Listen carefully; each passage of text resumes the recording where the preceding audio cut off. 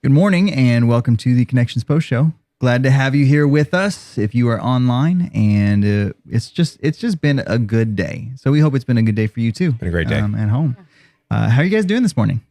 Good. How are you? I'm doing great. It's been, like I said, it's been a good day. Been passing out popcorn this morning. Not sure if you saw that on the camera or anything, but that's been fun. I can't imagine how much rejection those guys feel because everybody's like, nah, I'm good. No popcorn, really? I mean, it is 9:40 when I'm passing those out, so I get it. Popcorn's not necessarily the first thing that you want in the morning, but if you would have had hot dogs, people would have been. Yeah, definitely hot dogs. Maybe some churros. Maybe next year we do churros. I mean, now you're onto something. Churros would be a good morning. Basically a donut. A donut, yeah. Essentially, it's a donut stick. My name is Isaac. This is Matt. We have Kathy and Andy, and we're just going to be talking about today. So what did you guys think about Perry's sermon on next gen graduation, parenting? I mean, he hit a lot of ground this morning. There was a lot of things that he covered. What were some takeaways for you? Well, I mean, we often talk about it that we don't want to view the next generation as they start once they graduate and leave. So I'm glad that he was incorporating, like, we want to teach them, equip them, but also they help out and stuff here before they technically get deployed out into the world. So, that was good because it's like we often fall like, man, in the next couple of years, you guys are going to do great. It's like, no, let them start doing great now. Right. Yeah. Agreed. Yeah, it was just really cool to see, like, because us three have talked about this for so long. Like, this is what we talk about, right? Because this is your ministry and we're both heavily involved. Yeah. So it's kind of just exciting, to see it from this stage and like hear our church's heart for this generation and kind of a call to action for them to do things now. Right. Because they can. They're plenty capable. Absolutely.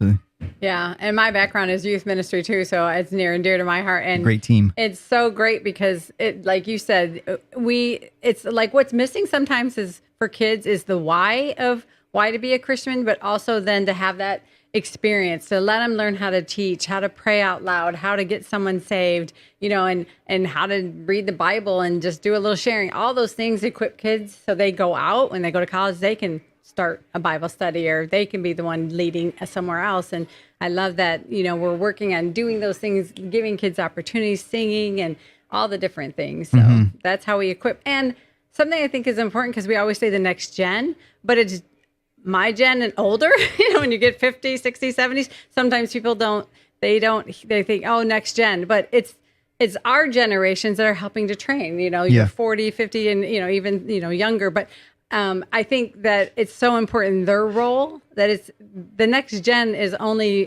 fruitful, multiply, and equipped by the older generations. And so we're equipping and deploying us too. And that call today is also for those generations to step up and maybe be more involved to help train. Because to your point, we need to train the kids before we deploy them. Definitely. So. And I think that's one of the dangers is we can often look at church as, just as a culture, we can come to church and think, I'm here for me to be entertained. And because we're such a culture driven by entertainment and if like, I wasn't really feeling church today, or I wasn't really feeling the worship, or I wasn't really feeling the message or whatever else, it turns everything back to, am I entertained? And think of the scene in, Gladiator. Are you not entertained? And like having that mentality when it comes to it, rather than saying, I'm going to be equipped so that this week I can go and share and give to others, and not just think about it as this whole thing is about me. Yeah. It's all for every single one of us as a body to be equipped and share what we've received with someone else. And so for us to miss that is missing 80, 90% of the whole purpose behind what we do and the reason that we meet. Number one is to glorify God, but very shortly after that is to go and tell others about him. And we want to be able to do that. And I love that Perry mentioned it. I can't remember if he mentioned it in this service or the last service, but he mentioned internships, like talking about having ways that we can equip and train kids. In my particular context, so that they can be prepared and equipped and have experience to go and to move on either into ministry or to be a committed, equipped, competent Christian in the workforce, whatever that looks like. Because, if everybody did ministry, probably nothing would get done. Like a lot of my time is spent here preparing how do I equip somebody else. Yeah. And so having that ability to share with others so that they can go and do, because you're going to reach somebody in your context that I won't be able to. Right. And Andy, you're going to do the same thing. And both Matt and I share a lot of the same context. So we're in this area just a lot of times. But yeah, I mean, I love that. Like when I went out there and highlighted all the Bibles, I mentioned this in service that I highlighted Deuteronomy 6, the first 8 verses, and that being love the Lord your God with all your heart, mind, and strength. And then to carry on with teaching this to others. Like as you go, you're sharing this. What are some of the things, if you've had a chance to highlight them, or what you will highlight, what are verses that you want to encourage other people with? Mine was Hebrew 4:16. I'm going to try and pull it up. Essentially what it says is like, dude, when you screw up, don't be afraid to run back into God's arms. Yeah. One of my favorite verses and just the best reminder. Let us approach God's throne of grace with confidence so that we may receive mercy and find grace to help us in our time of need. I put that in every book. It's awesome. So helpful. Just like the visual of me just like being 3 and like I broke something, that I run and hug my dad because I'm scared glass broke, like that visual. Yeah. Absolutely.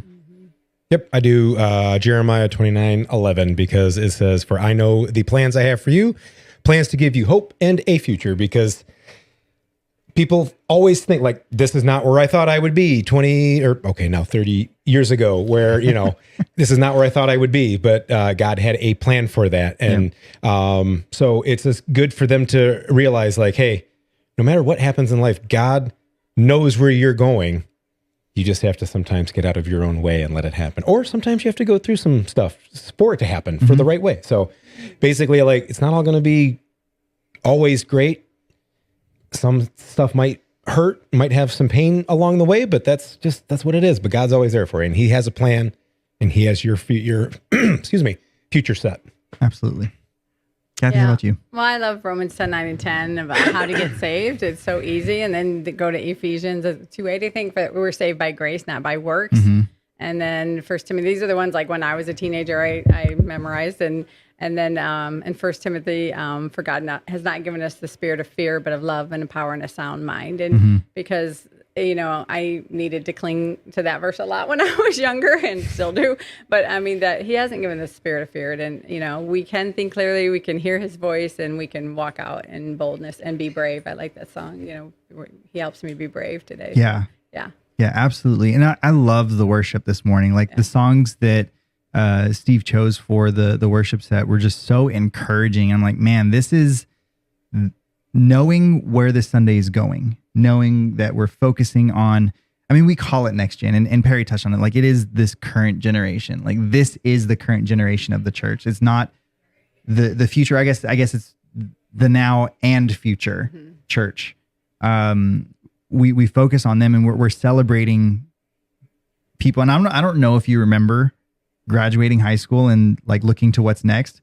It's daunting. Like, yes, it's exciting, but it's daunting as well. You're like, man, I have my whole life ahead of me, about to step out on my own. How the heck do I do that? Like, where do I go? What do I do?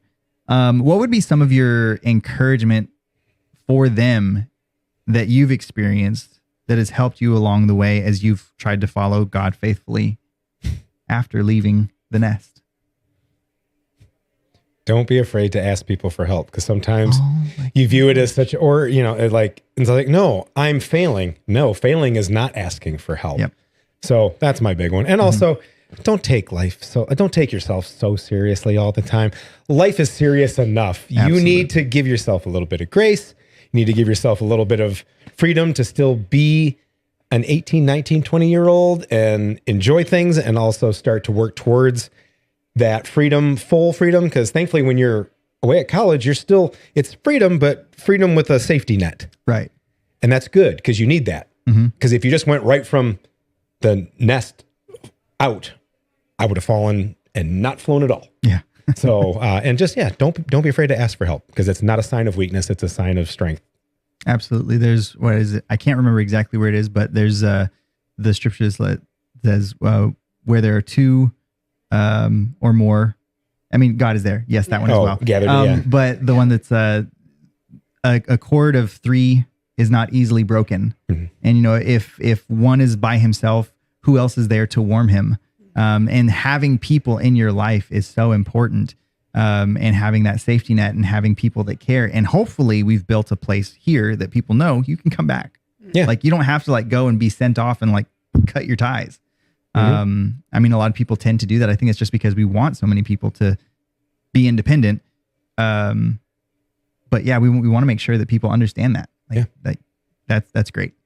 Kathy, how about you? I would say if they're going away to college and not here where their home church is, that to get involved with a Bible study, find a church, find something where they have that support, because I think it's important to surround themselves with like-minded believers who can support them and have that small group of people like that maybe don't want to be as crazy and wild as things allow that makes room for. And also just knowing that perfectionism kills so many people. Like it just really, and it keeps you in shame, and you're going to make mistakes. You're going to maybe do something crazy or stupid, and like always come back quickly, or just, you know, have someone you can go talk to. And, you know, I think it's so important that people just know that God is so loving, so graceful, and he's so forgiving. And so if you screw up, you know, talk to someone, talk to God, and, you know, you don't have to go through things alone. And just like you said, we weren't made to live as individual or independent on our own. We are made to be in relationships. So wherever they are, find a group that will support you. Yep. Absolutely. Yeah. I think you all said it, but independence is overrated. Put that on a shirt. Be honest with people. Yeah. Things are going to take a lot longer than you think they will, but the time will fly by.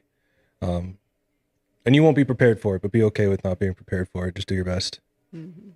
Yeah. On that, I've heard that life is like a roll of toilet paper. Closer you get to the end, the faster it goes. And I mean, it's. I was true, waiting for you to say life is like a box of chocolates. So I was like, I mean, that too. you never One know of the what you're going to greatest get. lines. Yeah. Yep. But God is faithful. Yep. And I mean, to your Jeremiah 29:11, and I love in verse 13, he says, when you seek me and look for me with your whole heart. And like, I mean, yeah, that's a huge factor, is putting the Lord before you and walking toward him faithfully, having those people in your corner that if you're not around the people that you're used to or that have been around you your entire life, you need to find that community. I mean, that was one of the first things that I did when I went to college, was I found that group of people that I could do life with for that 2, 3, 4, 5 years. And that was an amazing and transformational period of time for me, because I had people who were in college, I mean, tempted by all the same things, but were overcoming them as we were all walking together. Yeah. It's when you try to do that independent pathway of like, yeah, I'm going to figure it out. I'm going to do me. I'm going to be fine. And that's not the greatest way. Like it's not even a good way, Right. To go about things. And so as we talk about, you know, empowering the next generation, empowering those who come after us, who was somebody in your life that was so impactful for you as you led into that next stage for you? For me, I had, I mean, my parents, of course, but I had other people that I found along the way too. Andrew, Matt, Oh, thanks, other man. Matt. Yeah, thank you. Yes, I always call you Andrew, and You're right. Matt. I think you've ever called me Andrew. I'd be like, what are you doing? No. But I'm very blessed that I have that my parents care so much. And my dad, it would annoy the crap out of me when I was in high school. And he would always be like, garbage in, garbage out, all these little things. But if there was one constant, I didn't have a good youth group. I mean, we had the kids that I went to like school with, and we went to youth group, and it was during one of the services and stuff like that. But the youth pastor wasn't equipped to do like what we are able to do here. So I didn't really have a lot of people outside of my family that I could call back to. But, you know, my dad is just, I mean, every day to this day, he still sends us a daily Bible verse and just a daily study that he's doing, and he'll highlight a certain part of it. And it's one of those things where I'm like, man, if I know I would have had my cell phone when I was in college, I would have got those every day. I just got phone calls once a week because he was also trying not to inundate and call collect. We actually didn't even have nights and weekends back then. For those of you that remember those wonderful times. Man. But so yeah, it's just my parents were really big in that, and my dad especially, because he was like, "You're going to go to a youth group." I don't really want to go to a youth group. Are you going to do this? And when I'd go, of course, I'd have a blast. But stuff like that. So yeah.